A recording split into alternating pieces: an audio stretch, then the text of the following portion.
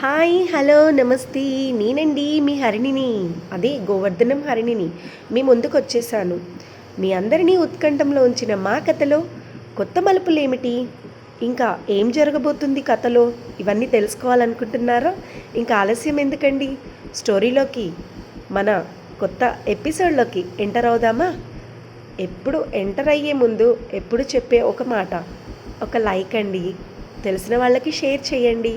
అలాగే కొత్త వాళ్ళు ఎవరైనా ఉంటే సబ్స్క్రైబ్ చేసి స్టోరీని విని మీ బ్లెస్సింగ్స్ని నాకు అందించగలరని, మీ సపోర్ట్ ఎప్పుడూ ఇస్తారని కోరుకుంటున్నాను. ఇంకా ఆలస్యం వద్దు, పదండి కొత్త ఎపిసోడ్లోకి మనం ఎంటర్ అయ్యి ఏం జరగబోతుందో ఈ ఎపిసోడ్లో తెలుసుకుందాం.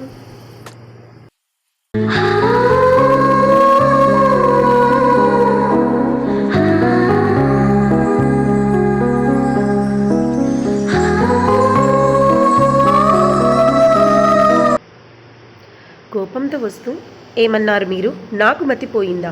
అసలు నేను చెప్పేది వినకుండా నన్ను అలా ఎలా కోపడతారు అసలు మీరు అని గట్టిగా అంటూ బయటికి వస్తుంది. అది కాదు ఆహ్లాద, రేపు చూసి వస్తా అంటే వద్దు అని నువ్వే అరిచావుగా, అందుకే అన్నా. నేనన్నది నిజమే, కానీ నాకు నీ చెల్లి చదవద్దన్న ఏమాత్రం ఉద్దేశం లేదు. శ్రీహితకి మంచి పర్సంటేజ్ వచ్చింది కదా, అందుకే సిటీలో ఉన్న ఒక పెద్ద కాలేజీలో సీట్ వచ్చిందంట. కాకపోతే కొంచెం ఖర్చని బాధపడుతుంది. ముందే మీరు ఖర్చులో ఉన్నారని మీకు తెలిస్తే బాధపడతారని చెప్పకుండా ఉండిపోయింది. నా ఉద్దేశం ఏంటంటే, బాగా చదివిస్తే తనకు ఒక మంచి భవిష్యత్తునిచ్చిన వాళ్ళం అవుతాం కదా అని నేను ఆలోచిస్తున్నాను. ఈ రోజుల్లో ఆస్తులు ఇవ్వడం కాదు, మంచి చదువును అందించడం అన్నది ముఖ్యం. అంతే కదా, ఆలోచించండి ఒకసారి. ఆహా, అవునా? ఇది నీకెవరు చెప్పారు?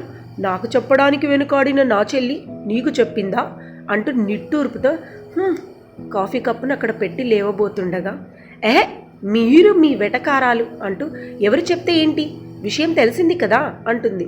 ఇంతలో ఇదంతా గదిలో నుంచి వింటున్న శ్రీహిత దేవుడికి దండం పెడుతుంది. అన్నయ్య ఒప్పుకోవాలి, అది చూడకూడదు, మనకు తగ్గట్టా కాదో చూడాలి.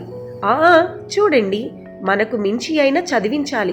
మీ నాన్నగారు ఉంటే ఇలా ఉండేది కాదు అని బాధపడొద్దు శ్రీహిత అని అంటుంది. నాకు వాళ్ళ ఫ్రెండ్ చెప్పింది, నేను వచ్చి శ్రీహిత అని అడిగితే ఆ వదిన, కానీ అన్నయ్యకి కష్టం అని చెప్పింది. ఇంతలో రఘు ఆలోచనలో పడ్డాడు. Continue the next episode. Thanks for watching. Keep watching Govardhanam Harini channel. Bye.